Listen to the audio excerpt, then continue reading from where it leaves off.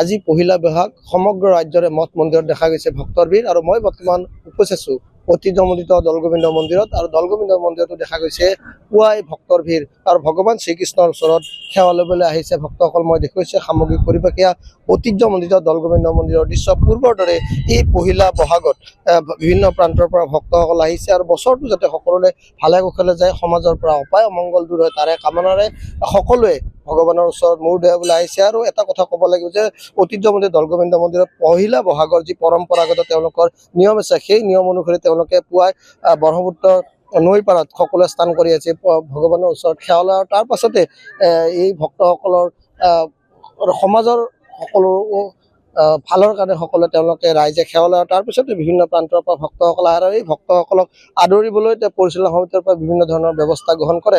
কি ক'ব, আজি পহিলা বহাগ বিভিন্ন প্ৰান্তৰ পৰা ভক্তসকল আহিছে? মই প্ৰথমেই আটাইলৈ শুভেচ্ছা জনাইছোঁ। আৰু আজি পহিলা বহাগ আৰু এই বহাগৰ প্ৰথমটো দিনত ৰাতিপুৱাৰে পৰা মহাপ্ৰভুক দৰ্শন কৰাৰ কাৰণে অগণন ভক্তৰ ভিৰ কৰিছেই। আৰু দিনটোৰ ভিতৰত যথেষ্ট সংখ্যক ভক্তই আজি আহিব তেওঁলোকৰ নিজৰ লগতে সমাজৰ হিত সাধন কাৰণে।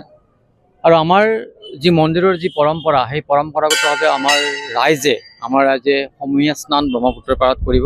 আৰু সেই সমূহীয়া স্নান কৰাৰ পিছত ইয়ালৈ আহিব মন্ত্ৰপাঠ কৰি।